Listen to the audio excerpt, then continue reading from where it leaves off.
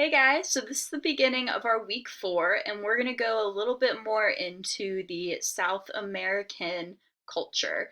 And so, particularly today, we're going to talk about Carnival and the one in Brazil, as you can see from my mask that I am wearing today. So, what is Carnival? So, the very first pre Lent carnivals, they began in Italy. They're still held today in Italy, and they're pretty famous there. And so the word itself came from carnevale, which translates to goodbye meat. So saying goodbye to meat, and it was the start of Lent. And if you grew up in a Catholic household like I had, then you would know that Lent is actually this 40-day period where you give something up. So you give up something you love to eat or do or use, and it's this time and period of abstinence. And so carnivals in Italy and South America, they are filled with these very extravagant costumes, lots of music and fun and laughter. Um, so the two very famous ones are in Venice, Italy, and then the one we're going to talk about today, the Brazilian Carnivals. And so the Brazilian carnivals, they have some very unique things to them. And a big part of that is the African influence. So even though these originated in Italy, the influence of Africans is very clear in Brazilian carnivals. So when Brazil actually became a colony of Portugal, they ended up being a part of the African slave trade. So a lot of Africans, and a lot of African slaves particularly, ended up coming to South America. And they would bring with them all their different tribal practices, like parading around and wearing certain types of costumes and stuff like that. They would parade around as a way of warding off all of the bad spirits. Um, this seemed like a really great thing to add into their pre-Lent celebrations, parading around during their festivities as a way to ward off all the bad spirits before beginning this very religious 40-day period. And so the people started to wear all these crazy costumes with different types of patterns and even more colors and these very fancy tribal masks. And so one of the big parts for their costumes and for their masks is actually the use of feathers. So what I'm wearing right now is a Italian mask for Carnival. The Brazilian ones have really huge feathers coming off of them, and their costumes are filled with feathers and glitter. And that is because feathers were used in African costumes to symbolize rebirth and the rise of good spirits. And so they started adding them to their carnivals.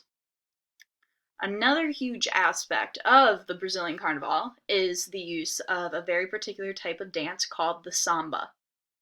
And so the heart of samba, the birth of samba, began all the way back in the 1600s when those African slaves brought their love for music and dance.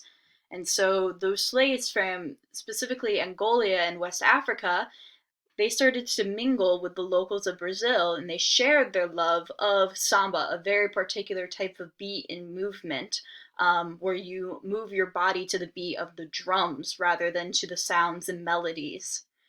And so this all became a key part of the Brazilian Carnival as the locals began to move that way and began to love the music in the same way.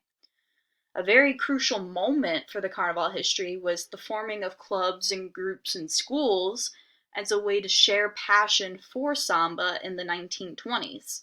So not only are they just doing it for fun at a local party, but you're actually going to a school to get better. You're forming groups and clubs where you're all dancing together and putting on different performances. And so these smaller social gatherings turned into these large associations, these large organizations and schools that we know today. And they actually started to develop this healthy competition between each other, between the samba schools. So this ended up leading to the creation of a much more formal parade, the ones that we see today in the Brazilian carnivals, as a way to show off and compete to see who is the best samba school. All right, so during the parade is actually being judged by everybody, and everybody's determining who is the best at the dancing. So they're celebrating this beginning of Lent, beginning of this religious ceremony, and they are competing with one another to be who is the best at dancing, who has the best costumes, the best moves. And so this also ended up leading to the Samba Dome, which is the heart of the Rio Carnival, which is in Rio de Janeiro, a very famous city in Brazil. It's the one that has the very famous Jesus statue on the top of the mountain. So this is where the top 13 samba schools, they perform and they compete to be the best against each other. So in the earlier years of the festival, the parades were not held at a specific location, but instead in the old streets of Rio. Um, Due to the improvement of the performances, people getting so much better at those performances, the governor of Rio commissioned the Samba Dome, which was first used in the 1984 Carnival.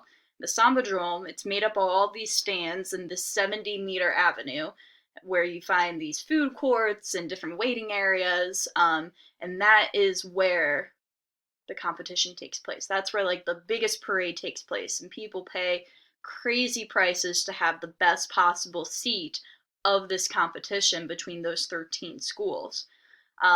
As Carnival and Samba, they just keep improving, they keep adding those types of things, making it more and more competitive against one another.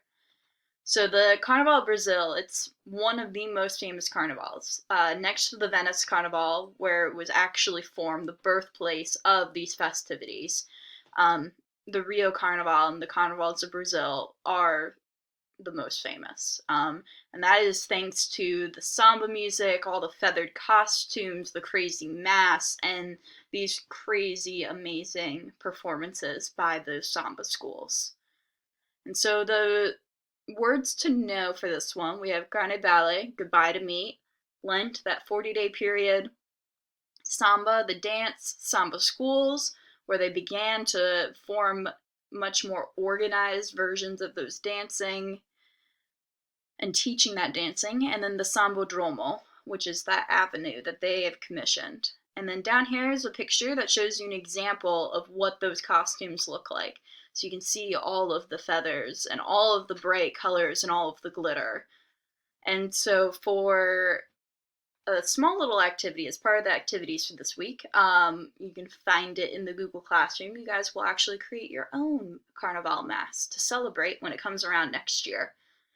So go ahead and do that, and then check out our next video, and I'll see you guys soon. Bye.